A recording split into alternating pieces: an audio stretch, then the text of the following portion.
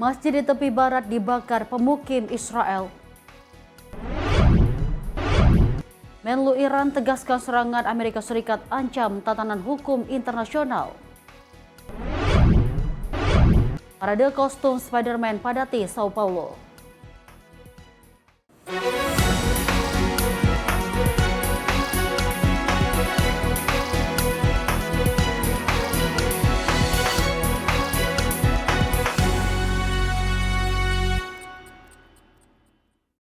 Halo pemirsa, apa kabar? Senang sekali rasanya saya Dewi Manik hadir menemani Anda dalam sorotan dunia Sinpo TV. Sejumlah informasi dari mancanegara akan kami sajikan. Inilah sorotan dunia Sinpo TV selengkapnya. Pemirsa, informasi kita awali dari polisi Jerman yang masih melakukan pengamanan ketat setelah sebuah kendaraan menabrak kerumunan di dekat perayaan Christopher Street Day atau CSD di Berlin. Dan insiden tersebut menewaskan satu orang tewas dan melukai belasan orang lainnya. Petugas kepolisian menutup sejumlah jalan di pusat kota Berlin serta memeriksa mobil yang masih tersangkut di sebuah pohon di Taman Tiergarten yang menjadi titik lokasi penyelidikan pasca insiden. Pihak berwenang menyatakan 1 orang tewas dan 8 korban dilaporkan mengalami luka serius. 3 orang dalam kondisi kritis, 17 lainnya mengalami luka-luka.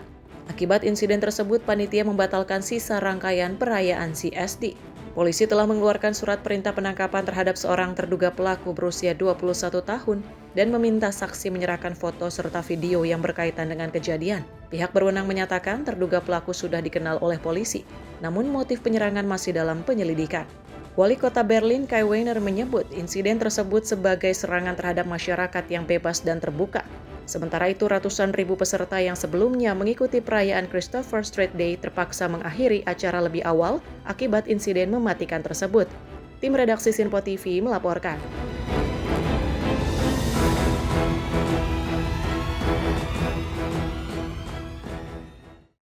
Pemirsa, polisi Jerman menembak mati terduga pelaku serangan tabrak mobil dan penusukan yang terjadi di dekat perayaan Christopher Street Day di Berlin. Insiden tersebut menyebabkan 1 orang tewas dan 29 lainnya mengalami luka-luka.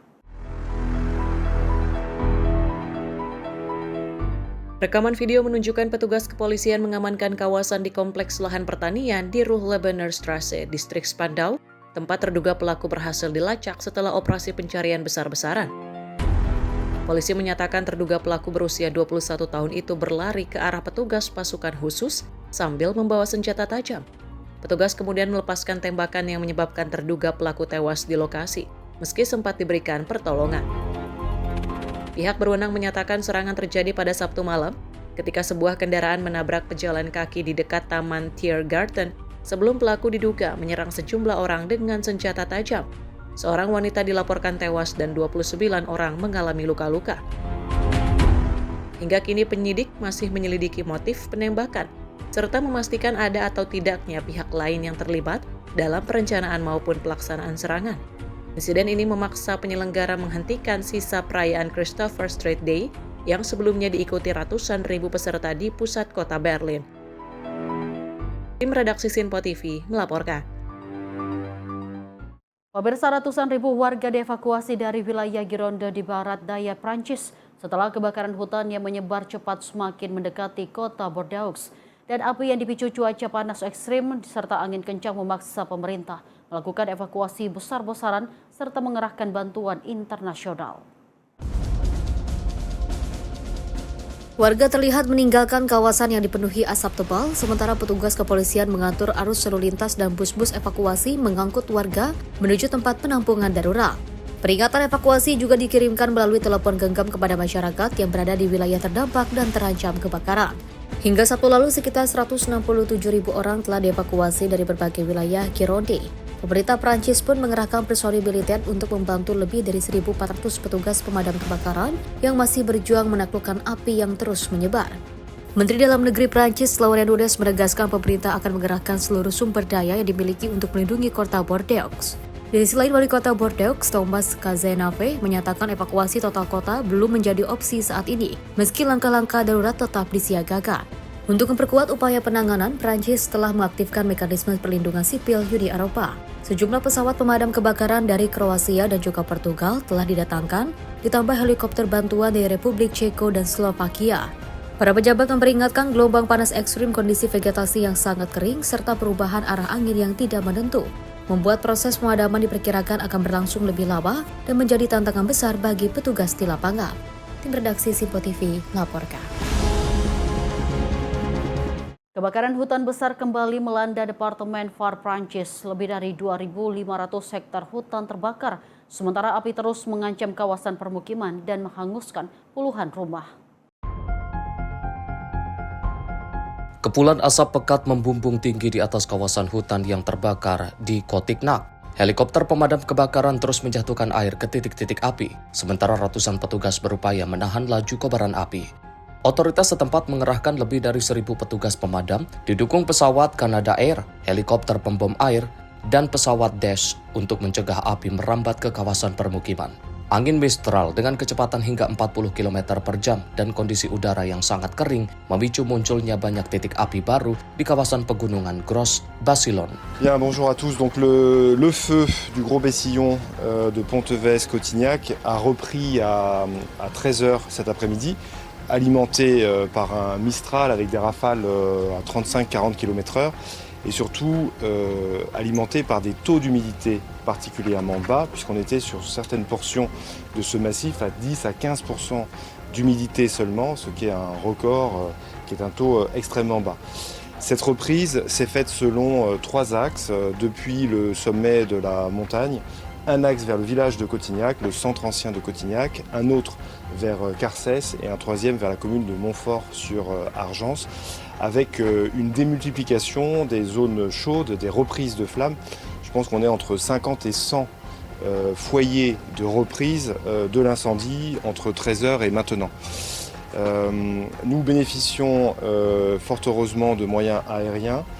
Ces moyens aériens, c'est 4 Canadair, 3 hélicoptères bombardiers d'eau et 2 Dash. Petugas memfokuskan lokalisir di sekitar desa Cotignac dan 2 kawasan suci yang menjadi titik strategis agar api tidak menjalar ke pusat kota bersejarah. Sementara itu, otoritas melaporkan sekitar 50 rumah terdampak dengan 25 diantaranya hancur total akibat kebakaran. Ratusan warga juga telah dievakuasi sebagai langkah antisipasi. Kebakaran ini menjadi salah satu yang terbesar di Prancis pada musim panas tahun ini. Hingga kini, akses menuju sejumlah jalan dan kawasan hutan masih ditutup demi keselamatan masyarakat. Tim redaksi Simpo TV melaporkan. Pemirsa, ribuan warga yang mengungsi akibat kebakaran hutan di barat daya Prancis mendapat tempat perlindungan sementara di kota Bordeaux. Dan menariknya, mereka juga dapat membawa hewan peliharaan agar tetap bersama di tengah situasi darurat. Rekaman memperlihatkan para pengungsi beristirahat di tempat penampungan darurat bersama anjing dan kucing peliharaan mereka. Relawan menyiapkan makanan perlengkapan serta layanan kesehatan bagi hewan-hewan tersebut agar tetap terawat selama masa pengungsian. On est très bien accueillis, on est très bien entourés. Ici a déjà vu un vétérinaire 2 fois. Il y a des vétérinaires qui passent, qui s'assurent que les animaux ont tout ce qu'il faut. Ils apportent des bacs. Ils apportent de la nourriture pour animaux, chats, chiens. Et il y a une visite vétérinaire aussi. Non, c'est très très bien. Pour les animaux, c'est super. Et nous aussi, on est très bien. J'ai la chatte qui est juste derrière. Et vraiment, on est bien. On est bien soignés. Menurut pihak berwenang, sekitar 220.000 warga telah dievakuasi dari wilayah Gironde hingga Minggu. Lebih dari 1.400 petugas pemadam kebakaran diterjunkan untuk menahan penyebaran api yang juga mendekati kawasan Bordeaux. Prancis juga mengerahkan bantuan internasional melalui mekanisme perlindungan sipil Uni Eropa. Pesawat pemadam kebakaran dan helikopter dari sejumlah negara Eropa didatangkan untuk membantu proses pemadaman yang juga diperkirakan masih akan berlangsung dalam waktu yang cukup lama. Tim redaksi Simpo TV melaporkan.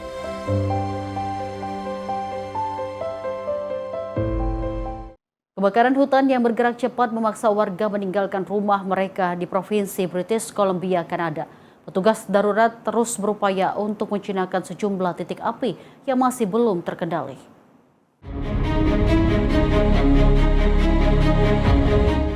Rekaman dari wilayah Fraser Canyon memperlihatkan asap tebal membumbung dari kawasan hutan saat api menjalar cepat melalui vegetasi yang sangat kering.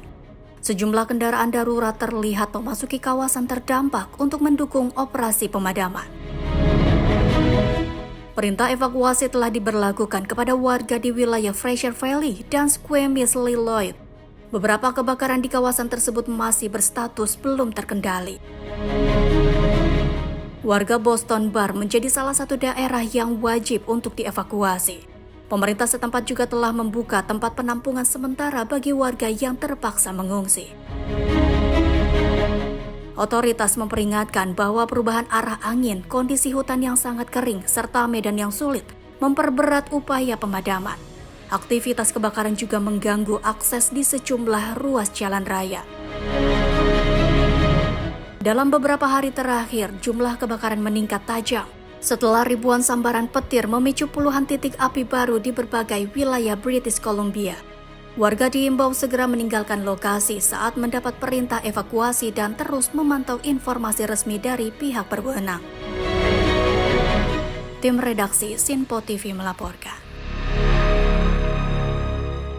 Pemirsa, tim penjaga pantai Filipina berhasil menyelamatkan 10 warga yang terjebak banjir di Kabupaten Hamtic, Provinsi Antique, dan evakuasi dilakukan menggunakan tali setelah luapan air memutus akses keluar dari rumah mereka. Personil penjaga pantai Filipina dan petugas penyelamat menembus banjir setinggi dada orang dewasa untuk menjangkau 2 keluarga yang terisolasi. Mereka memasang tali penyelamat sebagai pegangan untuk memandu orang dewasa dan anak-anak melintasi arus banjir yang deras menuju tempat yang aman. Penjaga pantai Filipina menyatakan tim tanggap darurat dari stasiun penjaga pantai Antique diterjunkan setelah banjir akibat monsun barat daya yang menguat, memutus jalur evakuasi dan memerangkap kedua keluarga di dalam rumah mereka. Operasi penyelamatan dilakukan bersama Badan Penanggulangan Bencana Daerah Hamtic dan Dinas Pemadam Kebakaran setempat. Seluruh 10 warga berhasil dievakuasi dengan selamat dan dibawa ke pusat pengungsian tanpa ada laporan korban terluka. Otoritas menyebut sistem cuaca yang sama juga memicu banjir dan tanah longsor di sejumlah wilayah Filipina, termasuk Mindanao, Visayas, dan sebagian wilayah Metro Manila. Kondisi tersebut memaksa banyak warga meninggalkan tempat tinggal mereka. Penjaga pantai Filipina menegaskan operasi ini merupakan bagian dari program Intensified Community Assistance, Awareness Response and Enforcement atau I-CARE yang difokuskan untuk memperkuat respon darurat dan melindungi masyarakat saat terjadi bencana akibat cuaca ekstrim. Tim redaksi Sinpo TV melaporkan. Pemirsa, banjir bandang menerjang distrik Budgam di Kashmir Tengah India setelah hujan deras memicu luapan sungai. Bencana tersebut menyebabkan 1 orang tewas dan menimbulkan kerusakan di berbagai wilayah.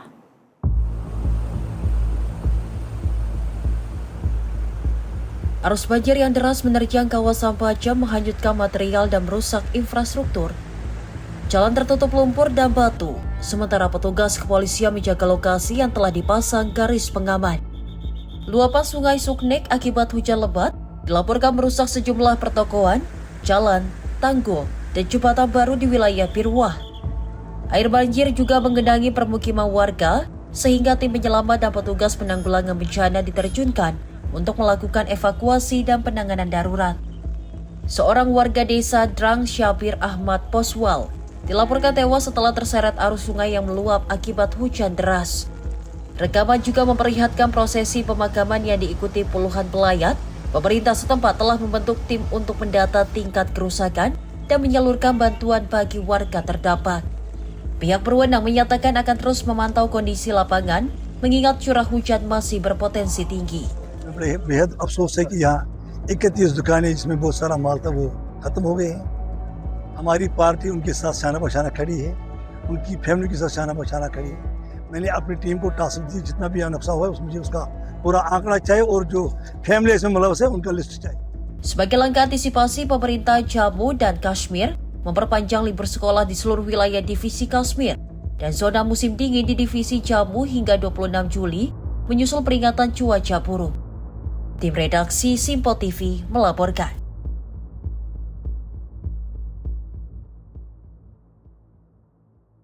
Pemirsa, sebuah masjid di desa Kusrah, Selatan Nablus, tepi barat mengalami kerusakan parah akibat dugaan aksi pembakaran. Insiden ini terjadi di tengah meningkatnya laporan kekerasan yang diduga dilakukan oleh pemukim Israel di wilayah tersebut.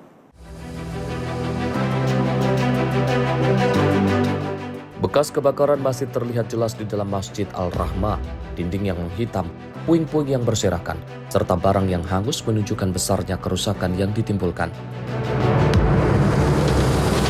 Imam Masjid Ahmad Al-Baik mengatakan dirinya terbangun setelah mendengar suara mencurigakan. Saat memeriksa keluar rumah, ia melihat api telah melalap bangunan masjid. حياتنا كلها ما حكي في ما حكي احنا مش متريحين احنا مش متريحين يعني فيش يوم الا بصير عندنا مشاكل في هان استيطانيه هسه بوريك اياها بطيحهم من ما بخلولاش في حالنا اخوي ساكن هنا شايفه سرقوا له عنزات وسرقوا له تنك ميه وروح المثل عشاك امبارح. Seorang warga mengaku kekerasan yang diduga dilakukan pemukim terhadap desa mereka terus meningkat. Ia mengaku pernah kehilangan ternak, tangki air, hingga sebuah mobil akibat serangan serupa. Media Israel melaporkan pasukan pertahanan Israel atau IDF telah melakukan pencarian terhadap para terduga pelaku. Namun mereka disebut sudah melarikan diri sebelum pasukan tiba di lokasi. IDF menyatakan telah mendokumentasikan bekas kebakaran dan coretan di dinding masjid. Militer Israel juga menegaskan mengecam segala bentuk serangan terhadap tempat ibadah. Insiden ini terjadi di tengah meningkatnya ketegangan di Nablus sejak Jumat lalu. Menurut media Palestina, 4 warga Palestina meninggal dunia dan 4 lainnya luka-luka dalam bentrokan yang dipicu serangan pemukim di desa Tal. Sementara itu, IDF menyatakan bentrokan berawal saat sekelompok pemukim memasuki desa Tal tanpa koordinasi dengan militer. Sebelum terjadi konfrontasi dengan warga Palestina, militer Israel melaporkan 2 personelnya tewas dan 2 warga Israel lainnya terluka dalam insiden tersebut. Tim redaksi Sinpo TV melaporkan. Pemirsa, sebuah bangunan hunian di Jalan Al-Jalal, Kota Gaza dilaporkan terkena serangan udara pada Kamis malam. Serangan terjadi setelah warga mengaku menerima peringatan untuk mengosongkan kawasan tersebut.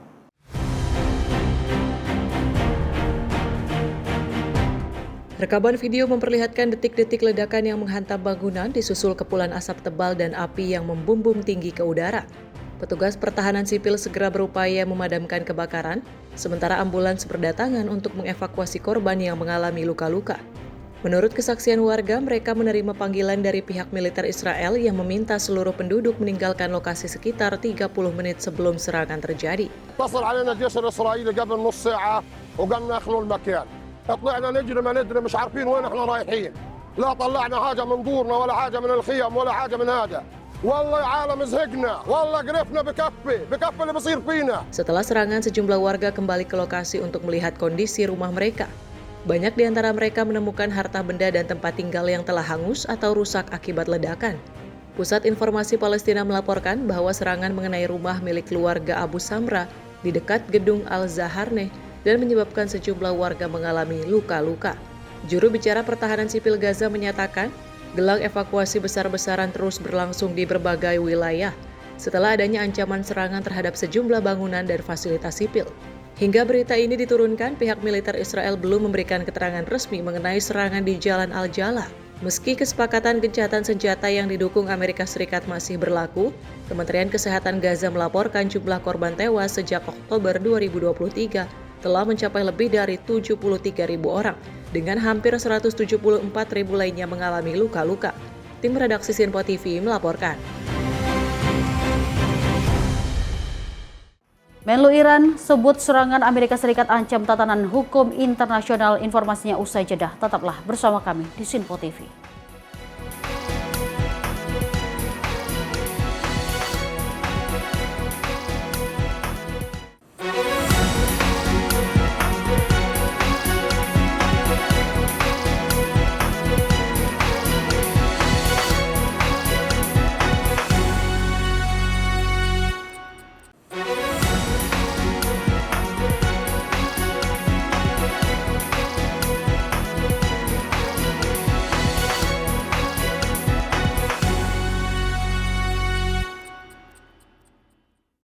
Terima kasih pemirsa, Anda kembali menyaksikan Sorotan Dunia Sinpo TV dan informasi kita lanjutkan kembali. Pemirsa, Raja Felipe ke-6 dan Ratu Letizia mengunjungi tempat penampungan sementara bagi korban kebakaran hutan di wilayah Madrid, Spanyol. Kunjungan ini dilakukan saat ribuan warga masih belum dapat kembali ke rumah mereka akibat kebakaran besar yang terus melanda sejumlah wilayah di negara tersebut.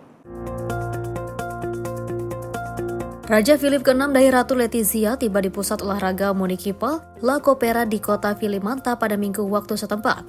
Didampingi petugas unit darurat militer dan pejabat lokal, keduanya menyapa para pengungsi yang untuk sementara harus meninggalkan tempat tinggal mereka akibat ancaman kebakaran hutan.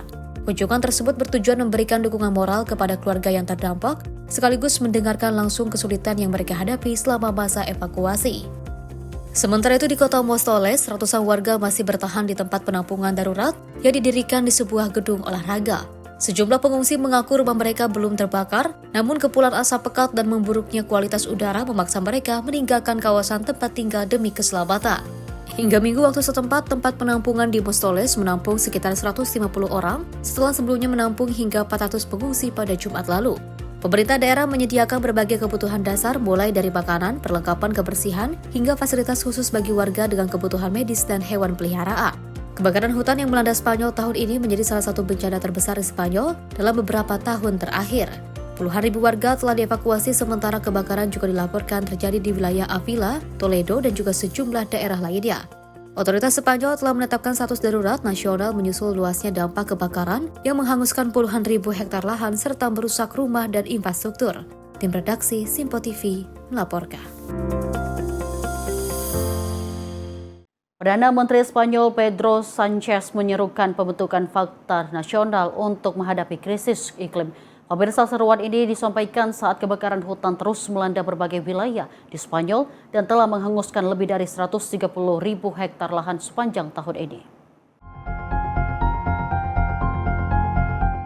Saat meninjau daerah terdampak kebakaran di sekitar Madrid, Sánchez menegaskan bahwa darurat iklim kini semakin memburuk dan melampaui banyak perkiraan ilmiah. Menurutnya, kondisi tersebut menuntut peningkatan kesiapsiagaan, langkah pencegahan, serta edukasi kepada masyarakat. En lo que llevamos de año, según nos acaba de trasladar ahora mismo en el CECOT del Ministerio de Transición Ecológica, en lo que llevamos de año están calcinadas más de 130.000 hectáreas. 130.000 hectáreas. Esta cifra, a lo mejor para los ciudadanos y ciudadanas que nos estén viendo, no signifique mucho o poco, no saben exactamente cómo dimensionarlo.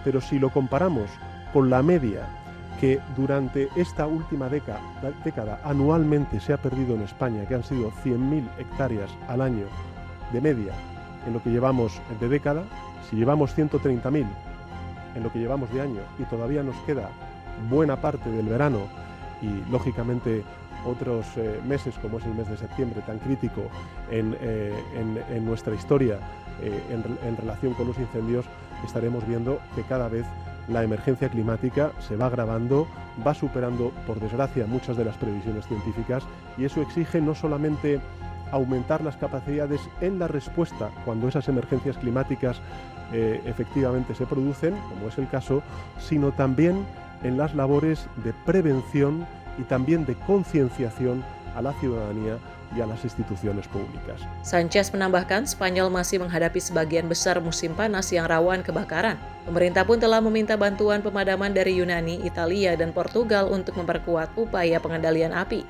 Hingga kini kebakaran hutan masih menjadi ancaman di sejumlah wilayah Spanyol dan jadi bagian dari krisis kebakaran yang melanda berbagai negara di Eropa Selatan. Tim redaksi Sinpo TV melaporkan. Uni Emirat Arab kembali mengirim ratusan ton bantuan kemanusiaan ke jalur Gaza melalui perbatasan Rafah. Pemirsa, konvoi ini menjadi bagian dari upaya berkelanjutan Uni Emirat Arab untuk memenuhi kebutuhan mendesak warga Palestina di tengah krisis kemanusiaan. Sebanyak 5 konvoi bantuan kemanusiaan Uni Emirat Arab memasuki jalur Gaza melalui perbatasan Rafah dan Mesir. Rekaman yang dirilis kantor berita Emirat WAM memperlihatkan petugas melakukan pemeriksaan akhir terhadap truk-truk bantuan sebelum melintasi perbatasan. Total terdapat 76 truk yang mengangkut 938 ton bantuan kemanusiaan. Bantuan tersebut meliputi paket bahan pangan, perlengkapan hunian sementara, serta 20 tangki penampung air bersih untuk membantu memenuhi kebutuhan masyarakat Gaza. Menurut WAM, seluruh bantuan disiapkan dan didistribusikan melalui Pusat Logistik Bantuan Kemanusiaan Uni Emirat Arab yang berada di kota Al-Arish, Mesir. Otoritas Uni Emirat Arab menyatakan sistem distribusi tersebut diterapkan untuk mempercepat penyaluran bantuan dan memastikan pasokan kemanusiaan terus mengalir kepada warga yang membutuhkan di jalur Gaza. Pengiriman ini merupakan bagian dari operasi Sival Rose Night 3 yang diluncurkan pada 5 November 2023 atas arahan Presiden Uni Emirat Arab Sheikh Mohammed bin Zayed Al Nahyan, menyusul pecahnya konflik Israel dan Hamas pada 7 Oktober 2023. Tim redaksi Sinpo TV melaporkan. Pemirsa, ribuan warga Tunisia menggelar aksi unjuk rasa di pusat kota Tunis untuk menyampaikan ketidakpuasan terhadap pemerintahan Presiden Kais Saied. Mereka menuntut solusi atas meningkatnya biaya hidup serta sering terjadinya pemadaman listrik dan gangguan pasokan air di tengah gelombang panas yang melanda negara tersebut.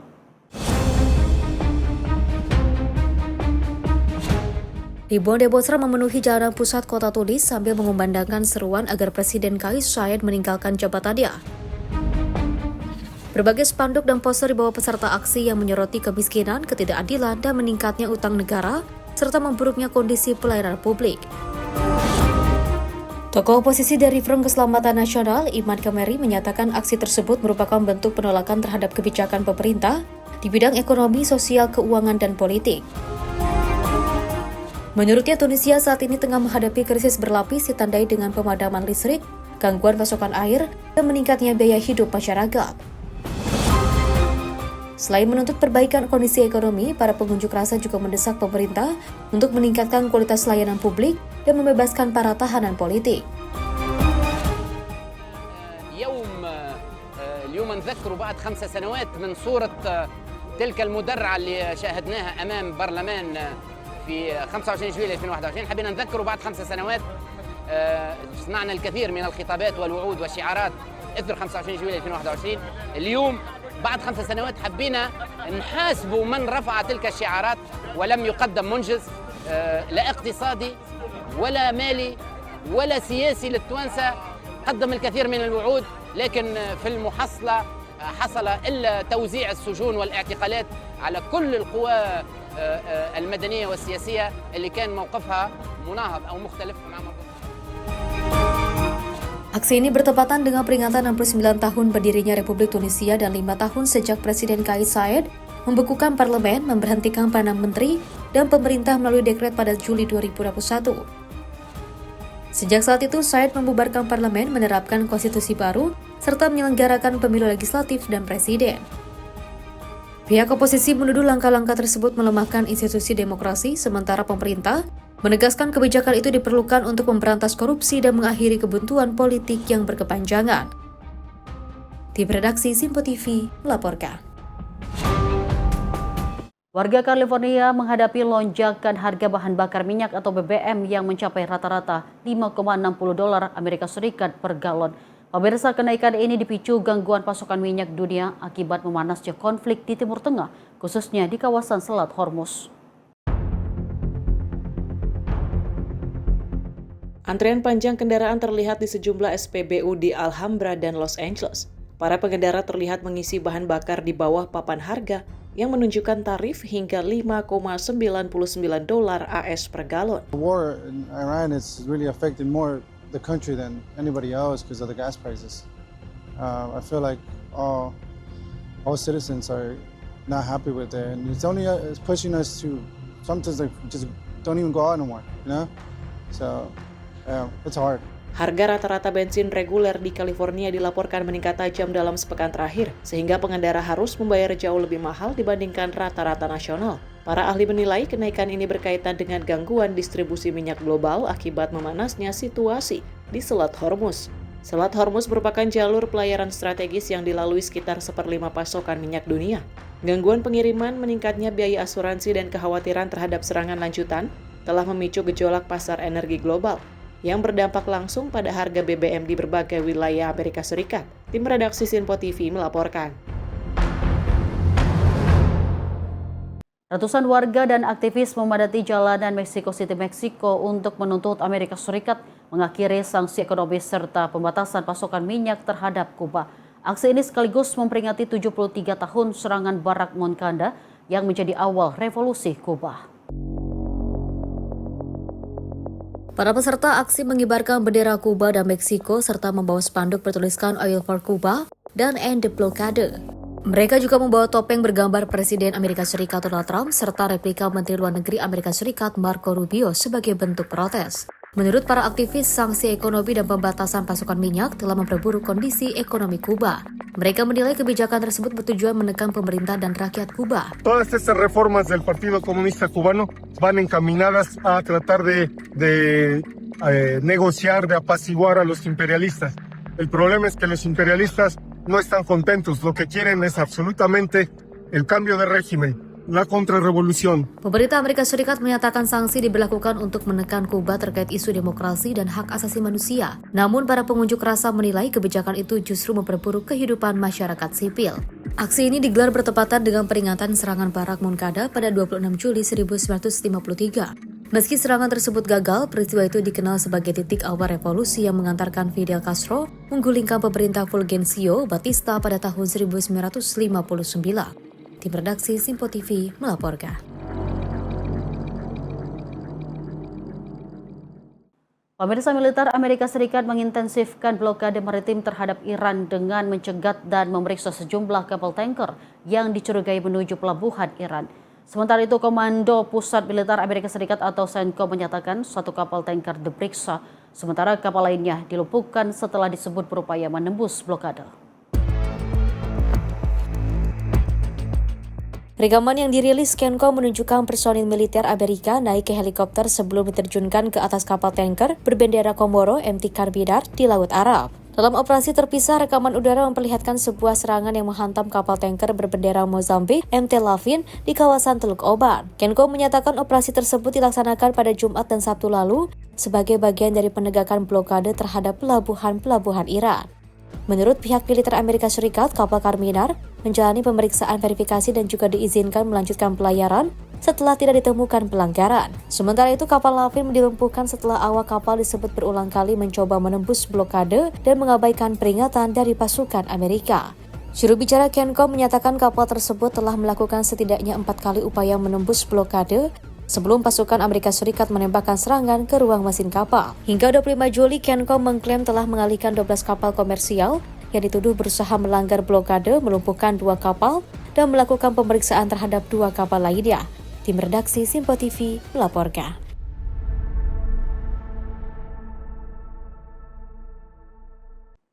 Pemirsa, Menteri Luar Negeri Iran Abbas Araghchi menyatakan eskalasi konflik dengan Amerika Serikat tidak hanya mengancam keamanan Iran, tetapi juga beresiko merusak tatanan hukum dan diplomasi internasional. Pernyataan tersebut disampaikan dalam pertemuan para Menteri Luar Negeri negara-negara anggota Shanghai Cooperation Organization di Kyrgyzstan. Dalam pidatonya, Abbas Araghchi menegaskan bahwa Iran sebelumnya memilih jalur diplomasi dan dialog untuk menyelesaikan perbedaan dengan Amerika Serikat. Menurutnya, saat proses negosiasi masih berlangsung, respon yang diterima Iran bukanlah kelanjutan dialog, melainkan serangan militer. Araghchi menilai tindakan tersebut telah merusak kepercayaan terhadap diplomasi dan mempertanyakan kredibilitas mekanisme penyelesaian terkait dengan sengketa secara damai di dunia internasional. Menlu Iran itu juga menuduh Amerika Serikat dan Israel melanggar kewajiban internasional melalui serangan terhadap infrastruktur sipil dan pelanggaran terhadap kesepakatan yang sebelumnya telah dibuat. Di hadapan para delegasi SCO, Araghchi menegaskan komitmen Iran untuk terus memperkuat kerjasama regional. Ia menyatakan Teheran siap memanfaatkan posisi strategisnya dalam bidang transportasi, energi, dan perdagangan untuk mendukung negara-negara anggota organisasi tersebut. Pertemuan ini berlangsung di tengah memanasnya konflik Amerika Serikat dan Iran setelah serangan militer Amerika terhadap sejumlah target di Iran berlanjut hingga malam ke-13 berturut-turut. Pertemuan para Menteri Luar Negeri SCO ini menjadi tahap akhir persiapan menjelang KTT pemimpin SCO yang dijadwalkan berlangsung di Bishkek pada 31 Agustus hingga 1 September mendatang. Tim redaksi Simpo TV melaporkan.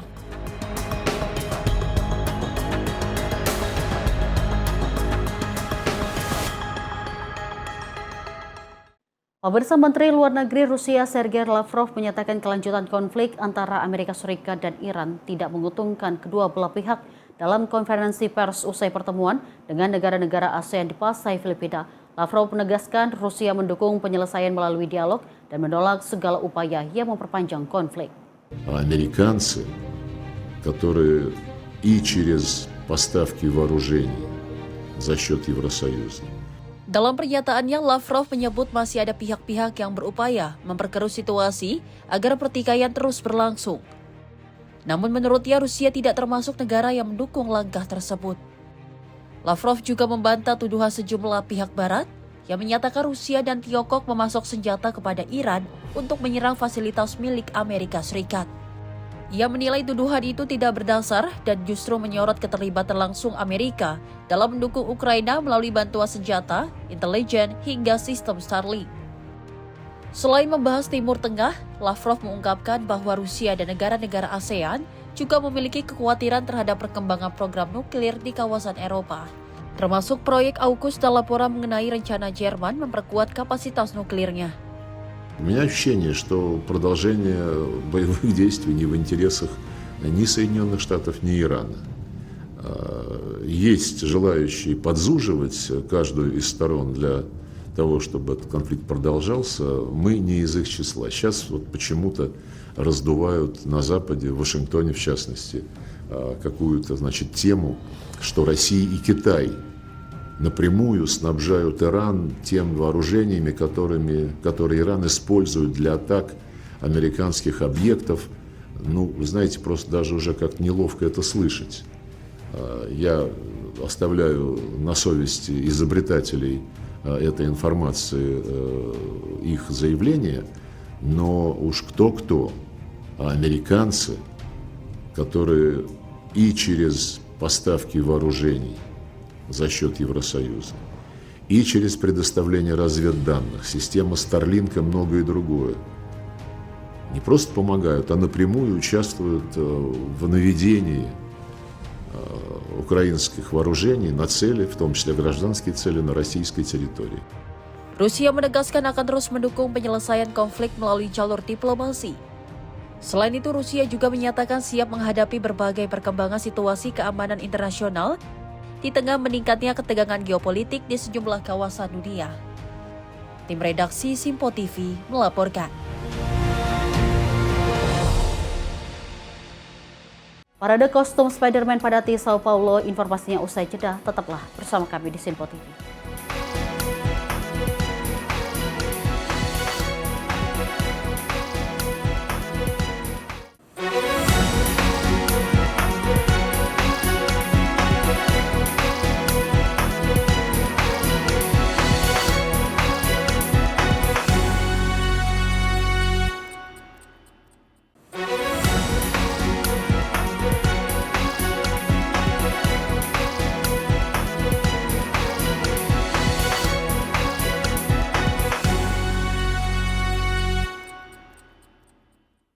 Terima kasih Anda masih bersama kami di Sorotan Dunia Simpo TV dan masih bersama saya Dewi Manik. Informasi kita lanjutkan kembali. Pemirsa, setelah menjalani misi selama 8 bulan di Stasiun Luar Angkasa Internasional, 3 astronot dan kosmonot Soyuz MS-28 akhirnya kembali ke bumi. Proses pendaratan berlangsung mulus di Kazakhstan sesuai rencana. Kapsul Soyuz MS-28 berhasil mendarat di dekat kota Zhezkazgan, Kazakhstan pada Minggu 26 Juli 2026 waktu setempat. Petugas Roskosmos dan NASA segera membantu para anggota kru keluar dari kapsul setelah mengakhiri misi selama 241 hari di Stasiun Luar Angkasa Internasional atau ISS. Kru terdiri dari kosmonot Roskosmos Sergei Kudshevkov dan Sergei Mikhaev serta astronot NASA Christopher Williams. Setelah menjalani pemeriksaan awal, ketiganya menyapa para jurnalis di lokasi pendaratan. Sergei Mikhaev mengaku kondisinya baik meski masih membutuhkan waktu untuk beradaptasi kembali dengan gaya gravitasi bumi. Ia juga menyampaikan apresiasi kepada seluruh tim yang terlibat dalam misi tersebut. Situasi mencair saat astronot NASA Christopher Williams menerima hadiah boneka Matryoshka bergambar wajahnya. Dengan berkelakar, William menyebut hadiah itu sebagai alasan utama ia melakukan penerbangan keluar angkasa. Menurut Roskosmos, seluruh tahap misi, mulai dari pelepasan kapsul dari modul Rassvet, manuver kembali ke atmosfer, hingga pendaratan, berjalan sesuai rencana. Selama bertugas di ISS sejak November 2025, kru ekspedisi ke-74 melaksanakan lebih dari 40 eksperimen ilmiah dan 2 kali melakukan spacewalk untuk memasang teleskop radio Sun Terahertz di bagian luar Stasiun Luar Angkasa Internasional. Tim redaksi Sinpo TV melaporkan.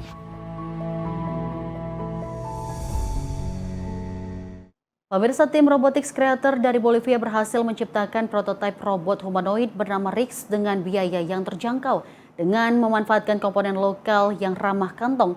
Inovasi ini hadir untuk mendekatkan dunia sains dan robotika kepada anak-anak melalui ruang kreasi interaktif. Robotic Creators Bolivia memperkenalkan robot Rix yang juga menandai langkah awal dalam dunia teknologi humanoid yang berkembang pesat. Prototipe robot humanoid ini menggunakan bahan dan komponen terjangkau yang tersedia di tengah para pengembang seluruh dunia yang sedang memajukan teknologi robot humanoid. Capaian ini menjadi prestasi bagi tim asal Bolivia sekaligus terobosan awal yang dilihat dari biaya dan juga penggunaan bahan yang terjangkau. Perancang robot Rix juga mengelola ruang kreasi dan imajinasi melalui museum untuk mendekatkan teknologi serta mengembangkan protesis robotik berbiaya rendah. Tim redaksi Sinpo TV melaporkan. Pemirsa, sebuah pusat simulasi bencana di kota Hangzhou, China mengajak masyarakat merasakan langsung kondisi topan dan banjir bandang dalam lingkungan yang terkendali. Fasilitas ini dibangun untuk membantu warga lebih siap menghadapi cuaca ekstrim dan bencana alam.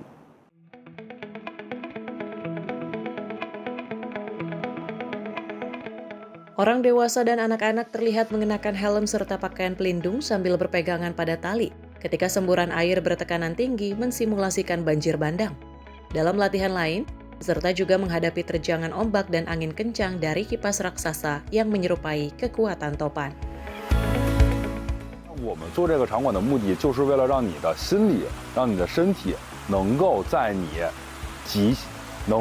安全的情况下去体验这种 极限的状况，然后呢，从而产生你心理上面会有一种预备，然后包括你的身体会做出反应。这样的话，在你真实面对灾害的时候，你会有更多的反应时间，然后你会减少你的恐慌。 Wang menjelaskan pengalaman tersebut diharapkan membuat masyarakat memiliki waktu lebih banyak untuk bereaksi dan tidak mudah panik saat bencana benar-benar terjadi. Ia menambahkan gagasan membangun pusat ini muncul setelah mengamati berbagai bencana alam saat melakukan perjalanan ke berbagai negara. Peserta dikenakan biaya sebesar 1.599 yuan untuk pelatihan 1 hari. Mereka menghadapi simulasi angin berkecepatan hingga 165 km per jam, serta banjir bandang yang menggunakan sekitar 900 ton air. Sejak dibuka pada Mei 2025, lebih dari 160.000 orang telah mengunjungi pusat simulasi bencana tersebut. Tim redaksi Sinpo TV melaporkan. Pemirsa, sekelompok ibu muda di kota Kampala, Uganda mengubah limbah debu arang menjadi briket biofuel yang lebih murah dan ramah lingkungan. Inisiatif ini tidak hanya membuka peluang usaha tetapi juga membantu mengurangi penggunaan kayu bakar untuk memasak.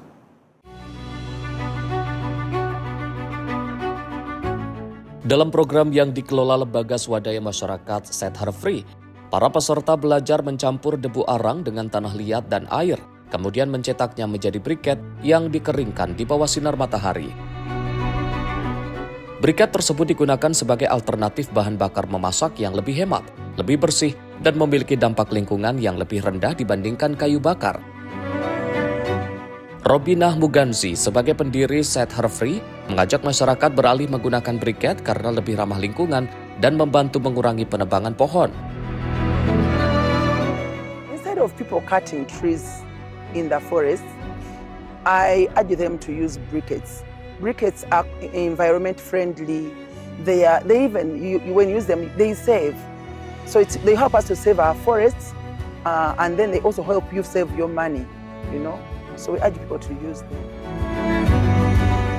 Menurutnya, lebih dari 5.000 perempuan dan remaja putri telah mendapatkan pelatihan melalui program ini. Selain mempelajari pembuatan briket, Mereka juga dibekali berbagai keterampilan untuk membantu meningkatkan kemandirian ekonomi. Lebih dari 90% rumah tangga di Uganda masih mengandalkan kayu bakar untuk memasak. Dengan adanya pengembangan briket biofuel dinilai menjadi salah satu solusi untuk menekan deforestasi, mengurangi polusi udara di dalam rumah, sekaligus meningkatkan kesejahteraan masyarakat. Ia berharap lebih banyak donatur dapat mendukung program tersebut agar semakin banyak perempuan mendapatkan pelatihan dan kesempatan kerja. Tim redaksi Sinpo TV melaporkan.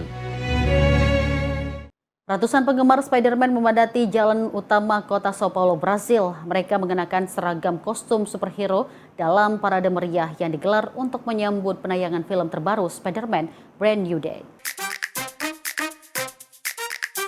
Parade yang diselenggarakan oleh Sony Pictures ini berlangsung di kawasan Paulista Avenue.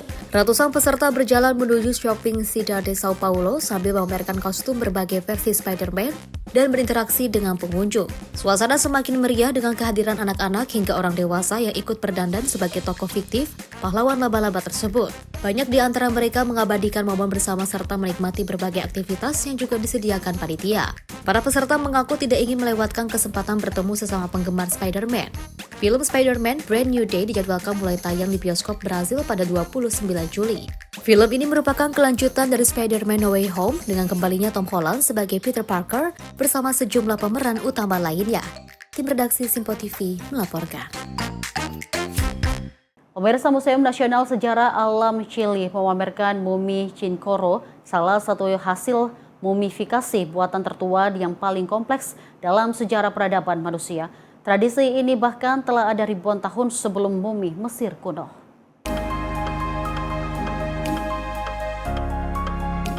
Rekaman memperlihatkan antropolog fisik Veronica Silva Pinto membersihkan artefak dan menunjukkan mumi Cincoro yang disimpan di dalam kotak pelindung. Museum ini menyimpan berbagai peninggalan budaya Cincoro yang berkembang di pesisir gurun Atacama sekitar 7.500 hingga 3.500 tahun lalu. Cincoro es una cultura netamente vinculada al mar, son cazadores-recolectores pero especialistas pescadores y también recolectores marinos. Entonces toda su tecnología está destinada y especializada justamente a estas labores. Berbeda dengan tradisi Mesir kuno yang umumnya diperuntukkan bagi kaum elit, masyarakat Cincoro memumikan hampir semua anggota komunitas, termasuk bayi dan anak-anak. Para peneliti meyakini proses tersebut menjadi bagian dari tradisi bergabung secara kolektif. Atas nilai sejarah dan budayanya, UNESCO pada tahun 2021 menetapkan situs mumifikasi Cincoro di wilayah Arica dan Parinacota sebagai salah satu warisan dunia. Tim redaksi Sinpo TV melaporkan. Di tengah luka akibat perang, warisan seni bersejarah Aleppo perlahan dihidupkan kembali. Pemirsa, seorang seniman restorasi berjuang menyelamatkan lukisan dan ikon kuno agar tak hilang ditelan konflik.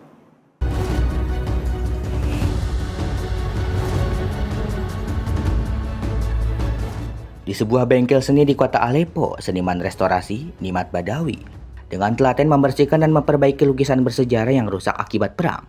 Berbagai karya seni tampak berada dalam tahap pemulihan, termasuk lukisan di Katedral Armenia Forti Mertris yang berhasil ia selamatkan dari kerusakan parah.